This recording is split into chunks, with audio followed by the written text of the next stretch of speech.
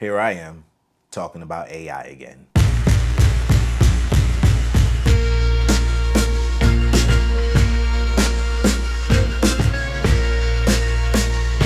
Hey, hey, tell me more. Welcome back to Tell Me More with me, Quartlbaum. Tell Me More exists to help bridge the gap in our intergenerational workplace dynamics, build better leaders, and ultimately prepare for the future. And today we are going to have a future-facing conversation where we talk about AI, artificial intelligence, the big boogeyman in the room right now. And my advice for you today is going to be, don't fear AI. Every day we're bombarded with something new, some new technology. Every advertisement is trying to sell us this idea that our prosperity and our hope and our future is on the other side of whatever it is they are selling. AI is no different. Now we're getting all of these ads and all of these new tools that promise to boost our efficiency, automate, accelerate, optimize everything from the laundry to our thinking processes, fixing our budget to our workout plans. And there's a rush, a desire in many ways to embrace the technology, to figure out what is it that this can do for me, to be one of the first in the field, to adopt it fully, to get it fully integrated into our lives. And I want us to exercise some caution. Half of my Instagram feed right now is 30 different AIs to learn in 30 days. And the early adopters, they rush in. They want to be the first. And the Luddites, they pull away. Might I suggest that the answer is probably somewhere in the middle? Everyone gets the new PlayStation and the new iPhone. The smart ones don't get the first one. They let the bugs get worked out. They see how these things are dealt with others and affect others, and then they make a decision as to whether or not they are going to rush into whatever the latest and greatest piece of technology is. I discussed this in last week's video, the role of AI in ethical leadership. But the principles that I discussed there aren't just for leaders, they're for everyone. Because AI is starting to become more integrated into our lives as people are using it for everything from workout tips to fitness to personal therapy, which I actually think is pretty dangerous. But if AI is going to be in our lives for the foreseeable future, and it's only going to continue to grow and expand in its abilities and capabilities, then we have to figure out what is the proper place for this technology. My suggestion is competency and boundaries. The answer isn't to just fully embrace AI and let it run your life. We have people who are already doing that in the name of efficiency, but in reality, on a basic level, and this is the most basic level reductionistic definition of AI I can give you, it's a supercharged Google machine. AI is working on derivative information. It can only give you what is already out there. And so going to AI for something like personal therapy or to make the big life decisions, should I marry this person, should I buy this house, may not be the smartest thing to do. But the answer is also not to go in the other direction and just shun it completely and say that I'm going to keep this thing out of my life. I want no parts of it, because employers are already looking for people who have a basic understanding of AI, who at least have some cursory knowledge of how these tools work. The answer is competency with boundaries, knowing how to use it, knowing what it is, knowing the basic functions, but having places and spaces that AI does not touch in your life. AI can refine your work, expedite your processes, and exponentially expand your research. Still, if you rely too heavily on it, you lose the very thing that makes your contribution unique, your thinking. AI lacks your experiences, nuances, and cultural background, which inform your worldview and bring a unique perspective to the table. This is why boundaries are important. There are going to need to be spaces and places in your life that AI does not get access to. Ultimately, your brain is a muscle, and if you don't use that muscle, it will atrophy. It will shrink, it will shrivel. And if we outsource all of our thinking to AI, then our brains will shrink. And we know this because we've already seen it in the pre-AI age. Everyone over the age of 35 likes to brag about the phone numbers that they used to know, how many they had locked in their mental Rolodex. I still know my childhood phone numbers, 718-531-4358. I apologize if that is your number now and you get a flood of calls because of this, but I was just trying to flex. My grandmother's old phone number, 212-864-1985. Same thing, same apology, my bad. But the point is, we don't know phone numbers anymore. Most people cannot tell you birth dates of more than 5 or so friends. Every piece of technology, while it comes with efficiency and some things in our lives that help make it run smoother, there is always a cost. A lot of us don't know how to get anywhere anymore thanks to GPS. We used to be able to read a map. We used to navigate by the stars. But each advancement in technology caused us to now cut off a part of our brains, and that part of our brain has started to atrophy. When we look at a lot of the cases of dementia and Alzheimer's and the neurodegenerative diseases, the old saying is apt. If you don't use it, you lose it. Boundaries are important. We set boundaries for the purposes of health. We recognize this in other areas of our lives, don't we? Work, family, friends.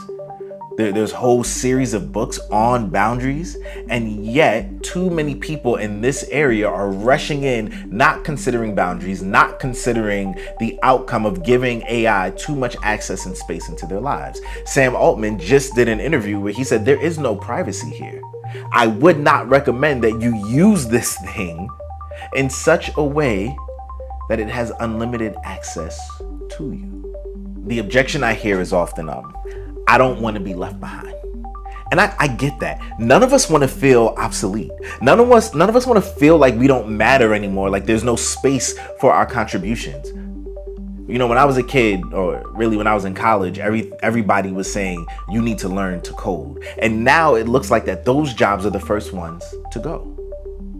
All of us white collar workers, especially those in the entry level positions, are starting to feel this squeeze, like our jobs are on the line. And so we're rushing into AI and we're giving it all the access and we feel like our entire future depends on it. But here's a thought. The creators of a lot of our favorite social media platforms don't use it themselves. They don't let their kids use them. In fact, a lot of them send their kids to schools that are completely phone free, that don't allow for a lot of this internet access because they recognize there's a danger here. There's a guy, Jeffrey Hinton, who is known as the godfather of AI, who helped invent this technology, who left Google over his concerns about this technology and the way that it would be used. I understand that we feel the squeeze and we feel like we might be falling behind, but I think it would behoove us to take a step back, to just not rush in blindly, and to consider the cost of adopting fully this technology. Technology always promises advancement. But the people who invented these things are almost always the ones to exercise the most caution. I just think that's something to pay attention to. Here's the real problem. As I sit with high school and college students, I'm noticing an alarming trend. It is this inability to think critically. It is this inability to formulate a thought and think for themselves. And I don't blame them. I don't think they're just lazy.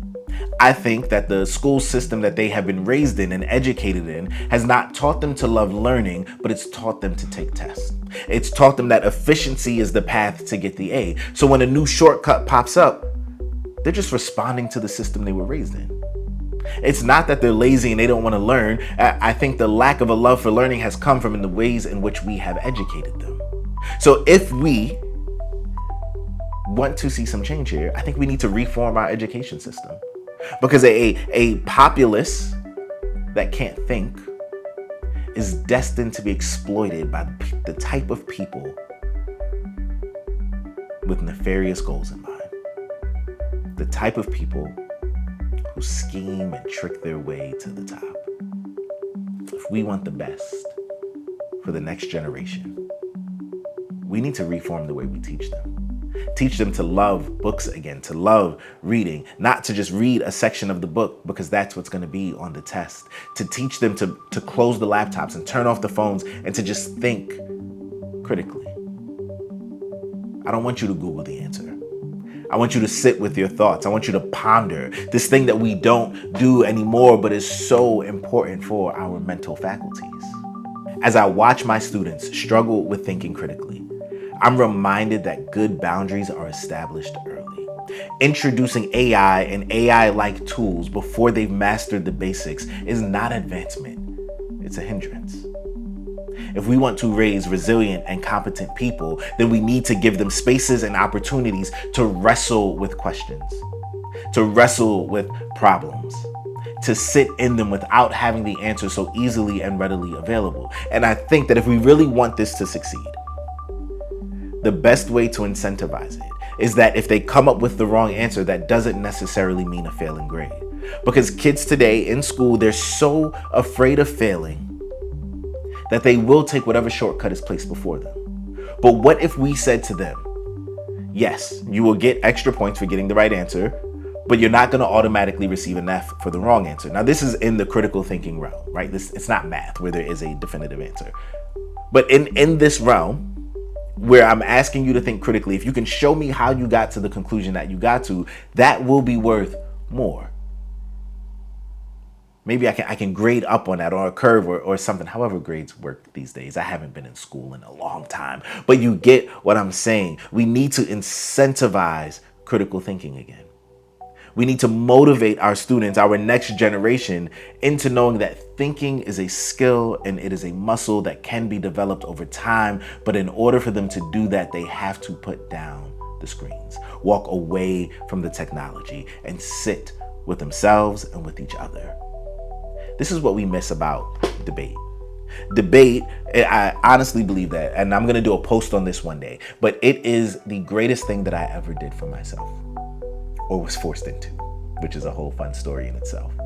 But the idea of sitting and wrestling with arguments between you and the person in front of you, or maybe the group, does so much for your critical thinking skills, so much for your ability to think and process and synthesize information. Listen, if you've got 30 legal briefs that you need to work through, AI can synthesize that data for you, I understand. But you need to know how to do it before you pass it off to someone else. These are the same skills that are useful just in life in general. Before you pass off the laundry to someone else, you need to know how to wash your underwear yourself. If you are like me, making YouTube videos in your basement, it's good to understand how the process works before you immediately jump to pay someone else. Because what happens if the day comes where you have to bootstrap it, or there's an emergency and you can't reach out to that person and you have to fix it? Learning new skills, developing range, as David Epstein would call it, is critical for survival in the future. AI, while it creates shortcuts and efficiency, the big problem is that it atrophies those brain muscles, those mental muscles. And for many of us, it becomes a crutch. We no longer are able to do the work that we used to be able to do because we've grown so accustomed to just throwing into ChatGPT, hey, do this for me. So here's my challenge for you this week. And I want you to give this a try. Why not? I want you to pick a task, something, to exercise those mental muscles. Maybe you're gonna write something or some analysis or some research, and do it without AI. Do it without the aid of technology and sit in the tension. Wrestle with it. Feel it. Pay attention to what is coming up in you and investigate that. But just give it a try.